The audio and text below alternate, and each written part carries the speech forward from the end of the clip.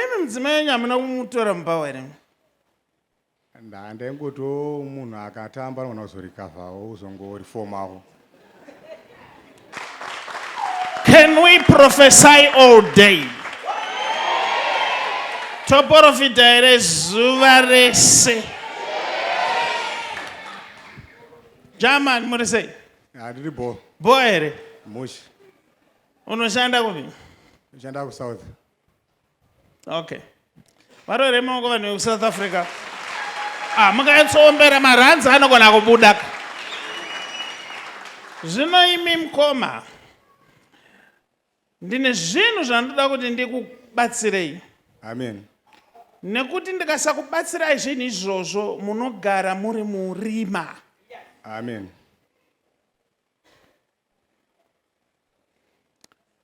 Makatora nguva yakareba sei nemudzimai wenyu musati maane mwana? Pakaita nguva yakati rebei. Ndobva azongoita pamwepo. Ya, pane ambuya vanoitawo zvemanjuzu vakazovabatsira.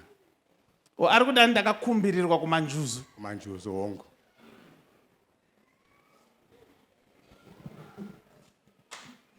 Zvino dambudziko ramanaro nderei pamwana uyu?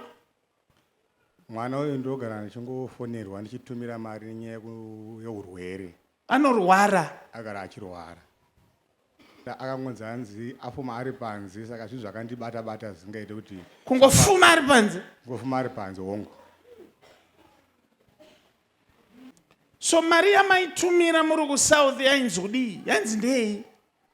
Vaiti mari yavaivatumira imwe vaitora iri mari, imwe vaitenga waini neraisi zvaizonzi zvinoda unoiswa kumvura zvoyeredzwa kuti mwana anga achipora.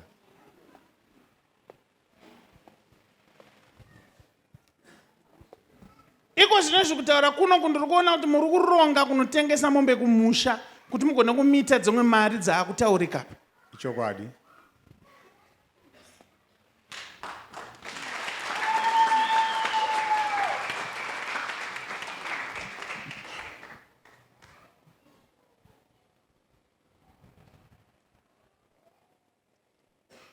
Baba.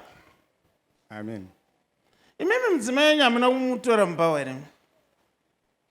Ndangoti munhu akatamba anogona kuzorikavhawo uzongorifomawo.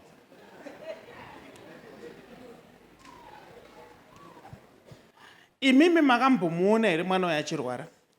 Inini pandosvika handimuona achirwara, asi kana ndiri kubasa ndinongofonerwa ndichitumira mari chinzi mwana ari kurwara kuno. But musati mambosangana neurwere hwake? Handisati. Unorizina kuti baba varipo tofanira kurwara kana baba vadzokera kubasa? God forbid.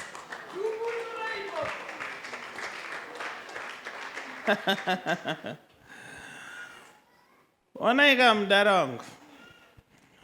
Kubva pese pamaitumira mari muchinzi kune mari iri kudiwa. Mwana ari kurwara akakumbirirwa kumanjuzu. Hapana urwere hwanga huripo. Mari yese yamunotumidzira iri kudyiwa nemukadzi uyu. Imimi nemukadzi wacho manjuzu makambomuona here? Ina hasati ndamuona va. Asi iwo ndo vanongondi. Ko mari yacho maitumira papi? Ndaitumira pamukuru kana painbox.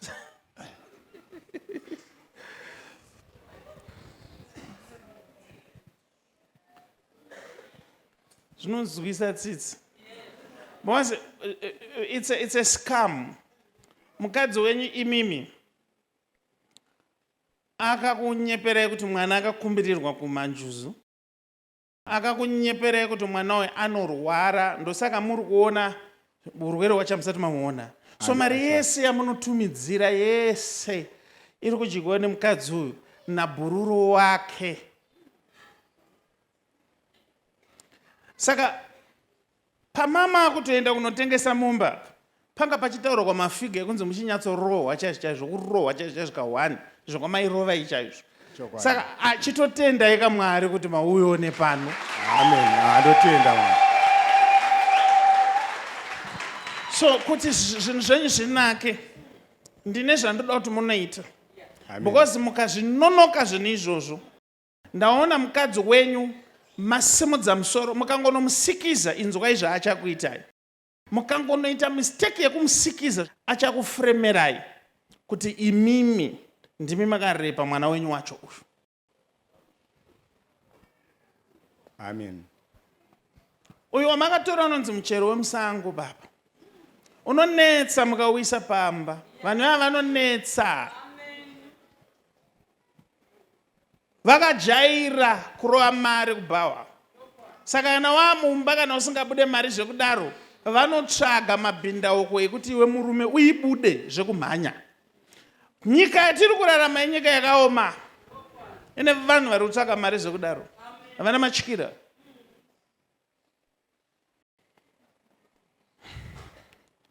Mwari wangu nababa wangu, muropafadzei mwana uyu achengetwe nezita raJesu. Aiti wapinda mumba, izvo akasangana nebenzi. Chichengetedzai ana yake, apunyuke, uye agone kurikavha mari dzake dzese dzaakabirwa nezita raJesu. Kune imwe profesi yekuti uchiipa iwo wacho unonzwa kuremerwa. Zvakaoma? Ako ndo madzimai acho. Vanozviita.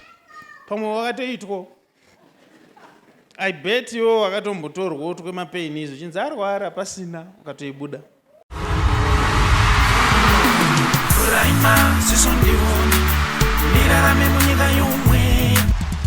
Goodness and Mercy Ministries inokunzirai No Eat Before It Happens Prophetic Conference. Ibakwazi kungakenzakali, ziva zvisati zvaitika. No Eat Before It Happens Prophetic Conference iri kutanga Friday 30 May 2025 kusvika Sunday 1 June 2025 pa Goodness and Mercy Ministries. Mwina Prophet T Freddy. I-conference iqala ngoLwesihlanu 30 May iziyephela ngesonto mhlaka 1 June 2025 Goodness and Mercy Ministries. Friday 30 May 2025 kubva 6 p.m. kusvika 9 p.m. Saturday 31 May 2025 kubva 6 p.m. kusvika 9 p.m. kuchiti Sunday 1 June 2025 kubva 10:30 makuseni kusvika 3 masikati. Tinenge tiri pa Goodness and Mercy Ministries, corner Highland Road naMushaya Bande Road, Glenora B, Harare. Tibatei chayuqingo ku0712 528 094 kana pa 0778 059 270. Prophet T Freddy vanoti hazvibvumidzwe kuti paitike chinhu chisina kumbobvira chakaprofitwa.